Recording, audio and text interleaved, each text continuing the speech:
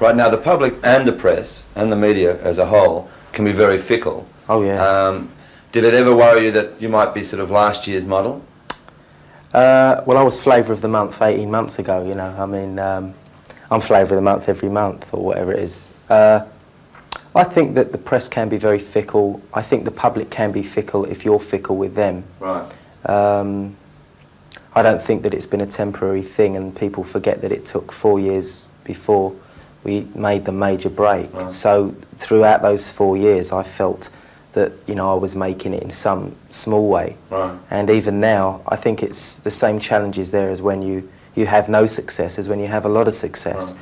I've still got to go in the studio in an hour or so and make another hit record. That's the challenge, you know? Well, if you take sort of the three major records of last year, being Antmusic and then Stand and Deliver, and then say just currently now with us, Antrap, I mean, they're all basically three different records with three different sounds. Do you purposely go out to do that, to change it all the time? I think that they are different sounds, but I don't think there's any doubt from the first note that they're by Adam and the Ants, Right, no. in some way.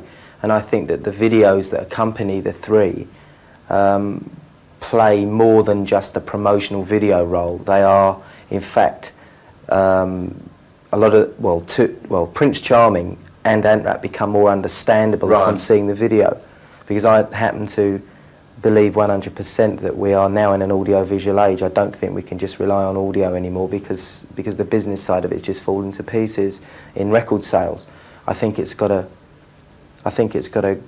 be taken more seriously than it is, video. I think videos are very fickle. People make flashy videos and forget it. You know, those videos really are as important as the record, if you know what I mean. And Right. I think that when eventually they're made available on a video disc or something like that, they will become as collectible as the records themselves. Right. I think, you know, in fact, now the fact I'm going in the studio in a couple of hours' time with Marco to record a new batch of songs.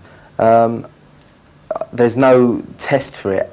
There's no test for me other than the challenge of going in from square one. You know, I don't want to go in there and do another Antmusic or do another Stand and Deliver, which would be very easy. Right.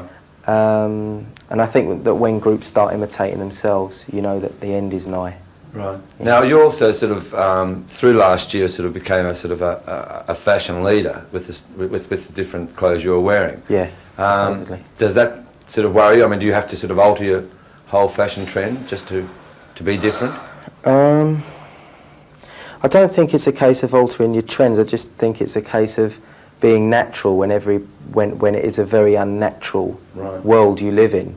I think that it's not in terms of an image. I don't think it's a case of an image. I think in the case of Prince Charming, it was somebody that fitted the lyric, fitted the role, fitted the video that I was making. I don't think they'll ever be timed. I don't think people will be able to put a date on those Right. videos. For me, the Warrior makeup is me, as much as Alice Cooper's makeup Right. is you know the thing with you know the ghoulish. you know the ghoulish thing. That's sort of what people identify with him, and he'll never get away from that. I don't think I'll ever get away from the Warrior. Not that I want to, but then again, I feel that halfway into a show, most of that makeup is sweated off anyway. So I'm basically the same as I am now. And I don't really think of that as an image. I think of that as just a preparation to perform well. There's always people waiting for you to make a mistake in the media. I just don't want to make my mistakes on vinyl or in front of the public that I perform to.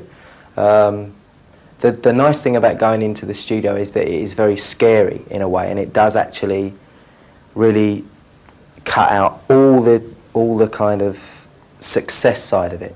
Because Right. it's like a writer with that, you know, these writers that write these marvellous scripts, you know, Jaws and stuff like that. They have to sit down with a blank piece of paper, and that's the most terrifying moment for any artist or writer, sculptor, to sit down, and that moment's now. And I've got to go in there and do something that I feel you haven't heard before, I haven't heard before, nobody's heard before. Because I still believe that, you know, it would be very easy to go in and do something imitative. Right.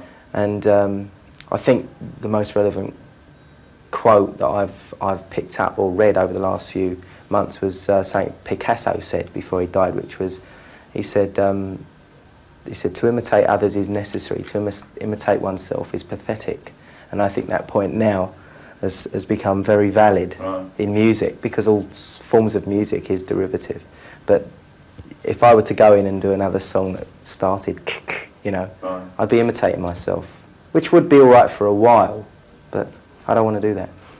Well, I wish you luck with the recordings for this year. Thanks a lot. And I hope you come back to Australia soon. We will. You gave us a lot of fun. He gave us a lot of fun, and we'll be back in '82. Thanks, Adam. Thank you.